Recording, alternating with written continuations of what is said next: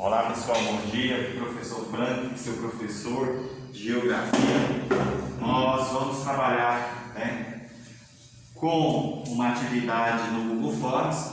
E aí eu preciso que você discuta comigo alguns dos conteúdos que são base para o segundo bimestre. Então no segundo bimestre nós estamos abordando os conflitos de origem étnico-territorial, estamos trabalhando o destino manifesto que aconteceu nos Estados Unidos e estamos abordando a questão do subdesenvolvimento no mundo.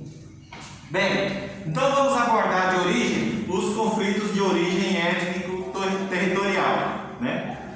Então, a maioria dos conflitos de origem étnico-territorial está relacionado a nós termos no mundo diversos povos que não vivem em seus territórios. Ou seja, a divisão territorial ela não abrange os grupos étnicos. A grande maioria dos grupos étnicos são obrigados a viver sob tutela de outros grupos que, na grande maioria das vezes, por influência de outros países, acabam tendo controle de determinados territórios. Então, nós vamos começar abordando o conflito na região da Caxemira. Então a Caxemira é uma região localizada na Índia e que está sob tutela da Índia desde 1947, quando ocorreu a independência da Índia. Mas qual que é a moral desse conflito? A maioria das pessoas que vivem na Caxemira são de origem palestina, são de origem muçulmana. Então você imagina, você tem uma região que ela é autodenominada indiana, mas essa região não é ocupada por indianos, ela é ocupada por muçulmanos. Então você vai entender essa relação de conflito. Então, o povo da Caxemira, eles querem que esse território seja anexado à Palestina, mas a Palestina não cede, mas a Índia não cede esse território em decorrência da sua riqueza natural. Então você imagina, olha lá, Caxemira é uma disputa entre a Índia e o Paquistão, e a Caxemira é um território da Índia ocupado por muçulmanos. Eu escrevi aqui por paquistaneses, mas eu vou já consertar. Então é uma região da Índia ocupada por muçulmanos. Então eles querem a anexação da Palestina, da Caxemira ao Paquistão. Então essa é a relação de conflitos, vários conflitos étnicos envolvendo Índia e Paquistão. Outra questão que vale ser ressaltada é a Europa. Então o território europeu também sofre com alguns conflitos de origem étnico-territorial, como é o caso na Islândia do Norte, que quer se separar do chamado Reino Unido. Então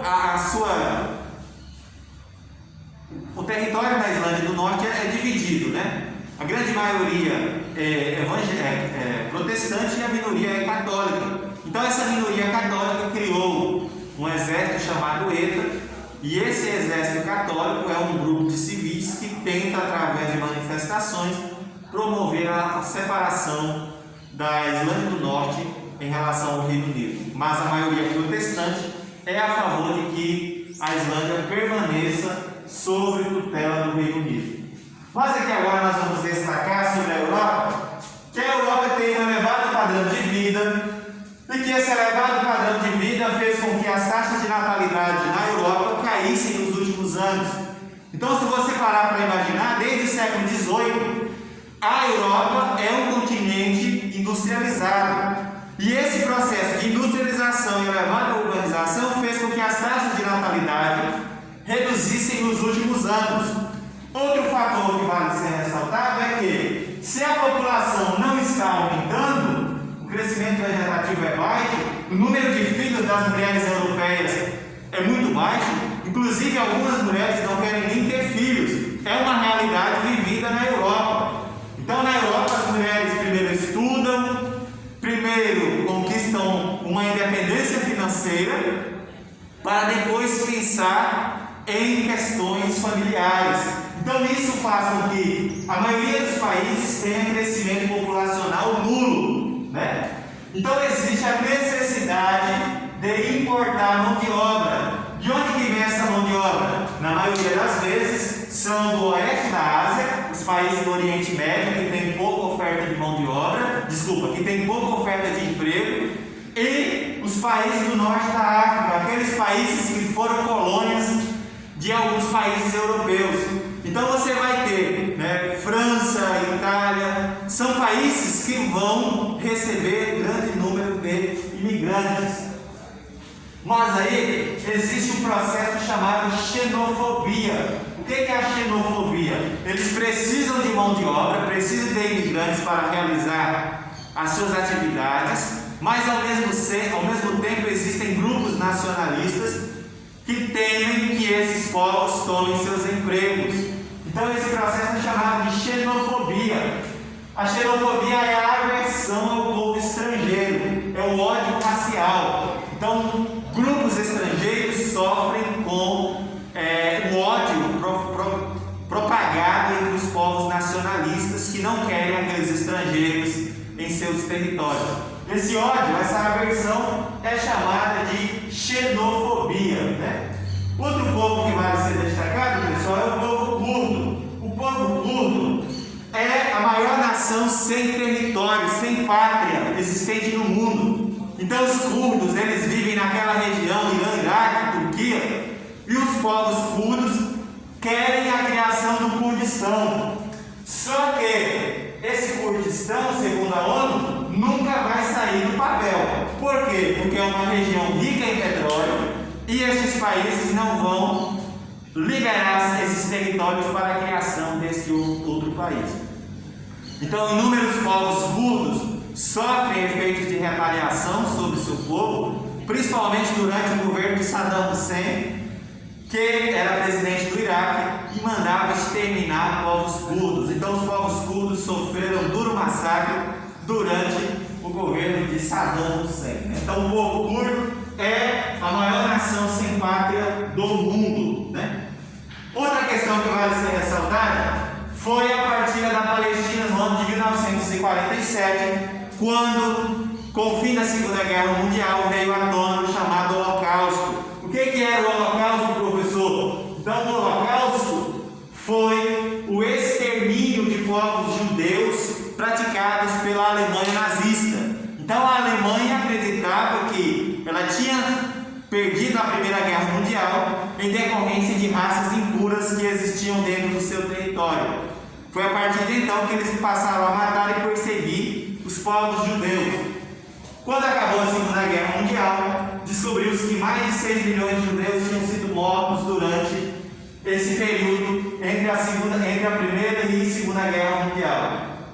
Então foi um projeto de Hitler para meio que exterminar raças que não pertenciam ao povo alemão. Foi então que a ONU criou no ano de 1947 o Estado de Israel. O Estado de Israel devolvia a pátria para o povo judeu. E é claro que esse processo de criação se deu com a ajuda dos Estados Unidos. Só que, quando eles foram criar o Estado de Israel, eles, segundo os judeus, eles tinham que viver sobre a chamada Terra Santa. E essa Terra Santa seria na região da Palestina. Então a Palestina, a partir de 47, passa a travar intensos conflitos de origem palestina-judeu, né? Palestino e Israel.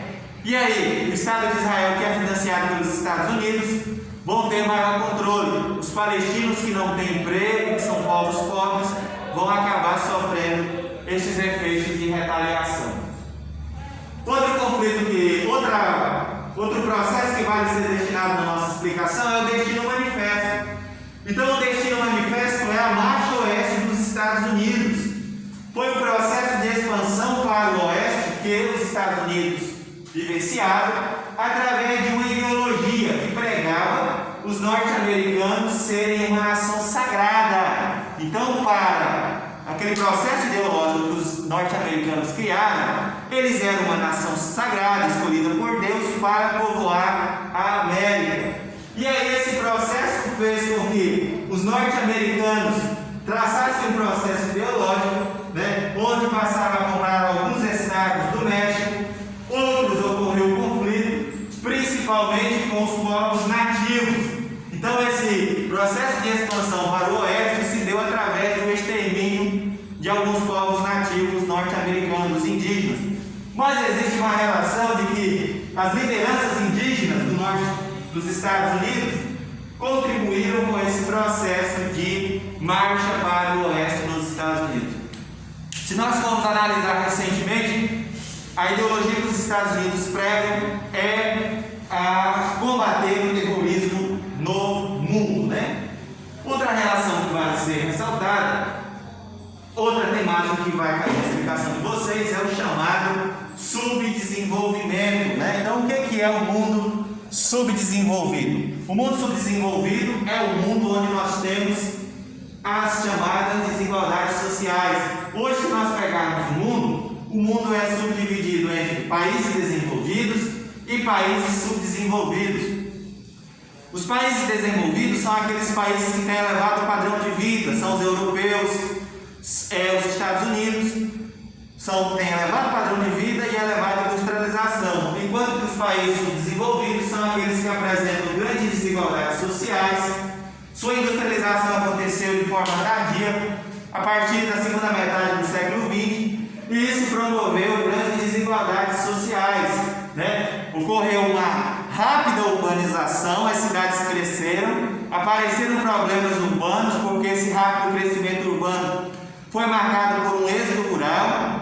Muitas pessoas foram para as cidades, pessoas com pouca instrução de estudo, e isso fez com que ocorresse grande aumento do número de desempregados. Os países subdesenvolvidos, em sua maioria, são chamados de países periféricos, né? Então, hoje, os países subdesenvolvidos são os países que marcam as desigualdades sociais.